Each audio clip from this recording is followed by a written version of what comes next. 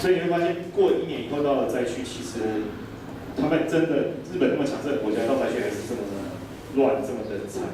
你会发现这个灾害对日本来说影响非常非常大。好，所有的土壤都盐化，所以你会看到这个土地是白色的，这些都是盐。好，他还会叫你说路面积水请注意。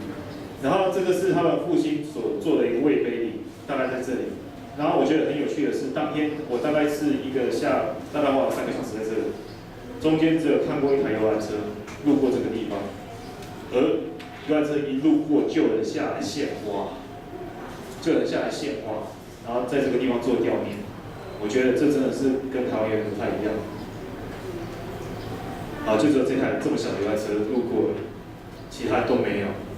然后在这里我遇到了一个人，他在这里卖这种昆布，这个周宝先生，我想特别讲他是我见过超级乐观的一个人。他的家人全部在死在这个城市，这个地方。那他为什么会活下来？是当时他刚好去仙台批货，去卖货，卖昆布，所以他刚好跑去仙台，所以逃过一劫。但他回到这里的时候，他的家人都不见了。那我就问他说：“你这样子，为什么你还愿意再回来，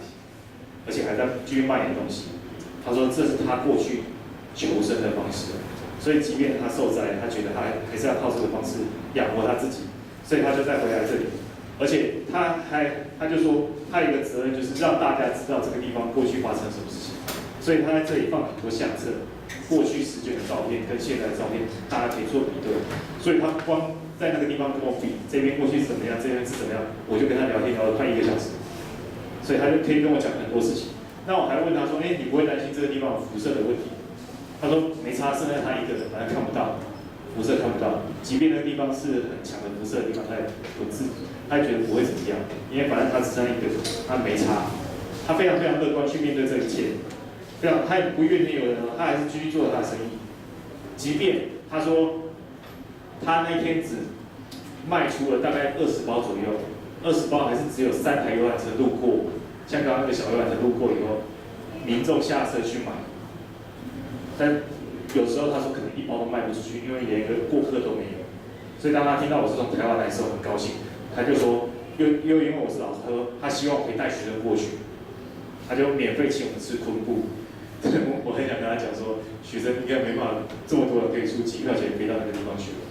所以你看他就非常乐观，他还是很有希望去面对未来。好，这是另外一个去探讨是这个。这一个人也很有趣，他的家也是在这个地方回家，但他没有家人死亡，他家人都还在，然后他小孩也是读刚刚那种国小，那因为他的家不见，那他又不想重建，他就用政府补助的钱去买这个露营车，在这个地方就开到这个地方放在这里，我就问他说，那为什么政府有让你安居的地方，因为为什么不去？他说那不是他的家，那我说你家在这里，但是没法再盖了。他说，所以我就买露营车住在这个地方，继续住在这个地方。所以你会发现，那我说为什么露营车？他说警察来赶的时候，他就把车开走，然后警察离开，他再回来就好。他就用这样的方式去面对，所以他这个地方就已经变成他的家，就对了。好，然后你会发现，过去这个地方可能有住人，当这个地方受灾之后，只剩下一片空地，还是有人在这个地方做经营。那这个石卷国小，我觉得很钦佩他们，就是日本的棒球为什么？我觉得日本才能够称棒球为国球，台湾不能称棒球为国球的原因在这里。他们对于棒球的意识真的是非常非常强。石卷国小经过这次毁掉以后，没办法再上课了，所以他们的小孩子也没有操场，那这是他们唯一的操场。所以他们教练就花了大概就请他们，因为边跑步边暖身，从后面跑半个小时。到他们原本的操场这边来做棒球的训练，所以他们说，即便学校毁了，但是他们还是要继续练球，因为进到甲子园，他们学校才有办法让全国人知道他们学校受灾。所以这一次你去看日本的甲子园，只要是受灾区学校，都进到甲子园的前10强，非常厉害。就是他们都是靠这种意志去得到那个冠军，他们让全国人都知道他们是最强。而且不会因为灾害而毁掉，所以让我非常敬佩他们的精神。而且更敬佩是这个小学，因为小学男生女生都是混在一起，他们的王牌投手是女生是女生是这一小女生他们王牌投手是她她可以投出130公里的球女生女生投130超强小三而已小3小4而已130公里的球，男生还不一定投得出来。对 ，OK， 好，所以这是10卷式的一个状况。OK， 好，很快的可以跳过。这是他们的墙，这刚才那个蓝色的墙，被石头毁了，其实已经连上残破不堪，但是他们还是照用，因为没有完全毁掉。好，另外我觉得令人赞佩的是这个 ，OK， 漫画，这个叫做他们的签名版。我们如果你们有一些喜欢漫画什么字的，都会知道这些东西。那他们的画家很自主的画了他们的东西以后寄到灾区了，所以所有的封锁全部把它们就标起来就对了，让大家到这个地方可以欣赏，然后可以知道这些人为他们加油。所以他们是属于有钱出钱，有力出力的。那我这整个看过来，我觉得最帅的是这个，我从来没有看过这么帅的两集。画的最好一次，对吧？这么正常的2集 ，OK， 好，10卷大概是这样子。那他还要把过去的照片跟在一起的照片拿起来做比对。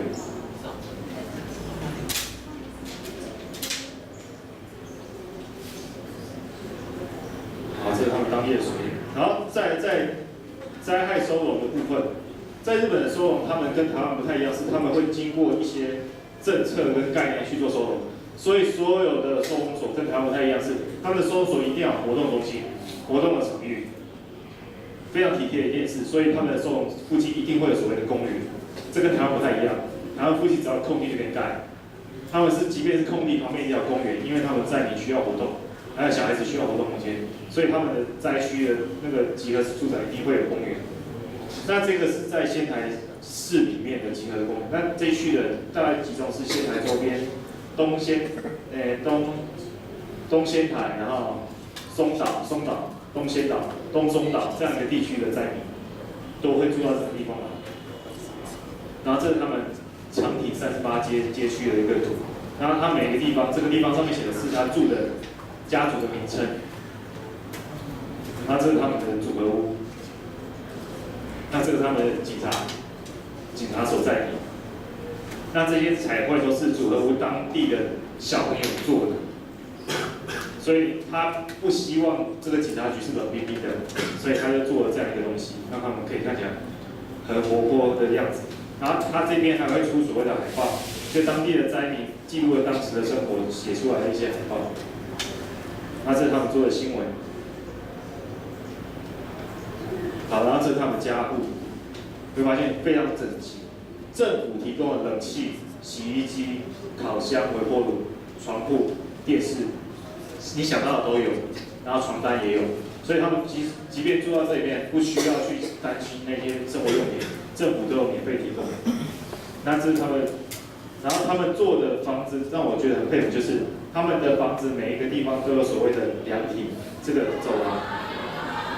为什么？因为他觉得灾民是需要沟通的。所以他希望家户之间还是可以互相沟通，不像台湾住公寓的非常冷漠，都永远不记得你对面住的人到底是谁。我们台湾人常常会这样子，或者说你根本不想要去认识你的邻居。但在日本，特别是灾民，他觉得认识邻居是最重要的事情，所以他们都会做这种走廊。那这是他们周末集会的地方。那其实剩下的在这一区的大部分是老人家，我去的时候大部分剩下老人家。那这是他们的咖啡厅，晚上还会有烤肉的地方。因为我没有待到晚上，所以我没有开晚上的早上。这一区他们晚上还在卖烤肉。那这是他们的公布栏，如果那天有活动，都会公布在那里。那这一区的老人大部分是在种花，然后有一些人就是坐着聊天。你可以发现每一个家户都会尽量会符合自己的特色。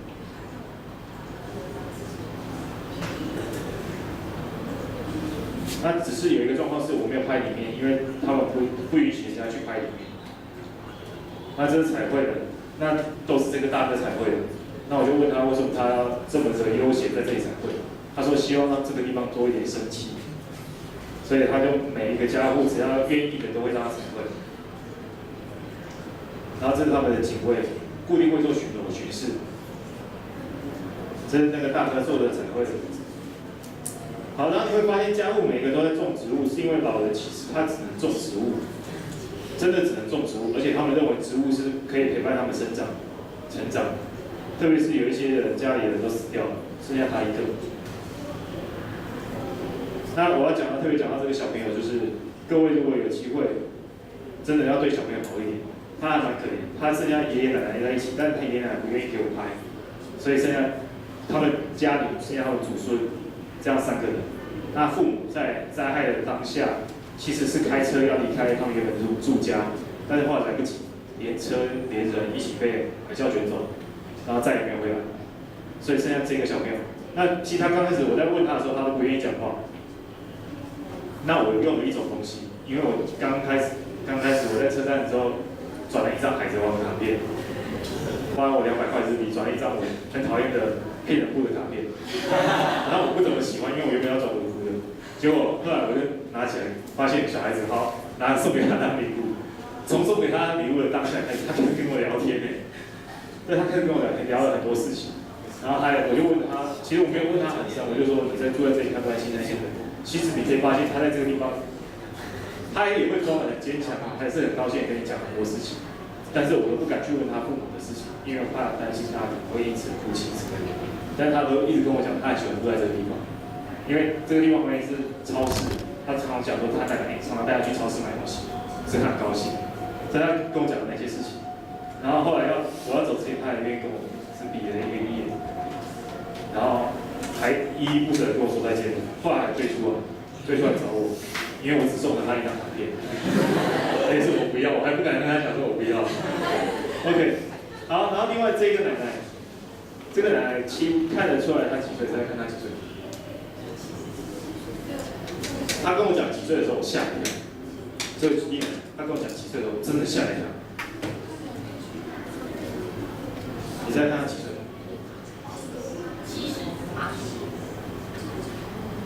他今年87岁，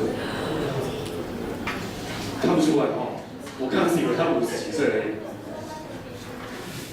他87岁，但是海啸夺走了他儿子、媳妇、孙子，所有人，连他老伴都一起夺走，他们全家只有他逃出来。他当时躲在3楼。他老伴当时他跟我讲说，因为他老伴脚走路不方便，当时他原本要抓他，他来不及抓。剩下他一个，那我们会讲他让我乐观到我觉得我会怕。80几岁的人，他可以乐观到这样，他没有因为家里人都死掉了，郁郁寡欢。过去我在阪神做访谈的时候，很多老人都因为郁郁寡欢后来死掉了，很多都是这样，但他没有，他是很乐观的跟我讲说，他每天就看着他这些花开花，他就很高兴，就非常高兴。开花，然后他就是每天照顾花，他就跟他与他为伍，然后每天中午煮不同的菜，他中午煮一餐，晚上还可以再吃，用这样的方式去做生活，他觉得他这样就很充实，然后他没差，剩下他一个，就非常简单生活。他也跟我聊天聊了很久，他也很高兴我去跟他做，因为他希望大家可以把这边的事情告诉其他人，所以看不出来一个日本人的老婆婆，她有办法这么乐观，她所有的生活技能、所有的家人都不见了。他是这么乐观的告诉你很多事情，所以我是觉得这可以敬佩，各位可以去思考一下为什么。OK， 好，那这个是他们的节水区，他们在这个地方还不忘环保，他们还做了这个节水功能的东西。OK， 好，大概是这样子。然后这是海啸仙台那个地方，你会看到那么多车子，其实就是因为仙台这个地方是交通枢纽，说东北的人要到其他地方都是会开车到这个地方来，以后在仙台国际机场搭飞机到其他地方去。所以为什么仙台机场那时候有那么多车子，原因在这里，因为所有的东北地区的人都会开车到这个地方来办，以后坐飞机到东京啊或大阪地方去办公。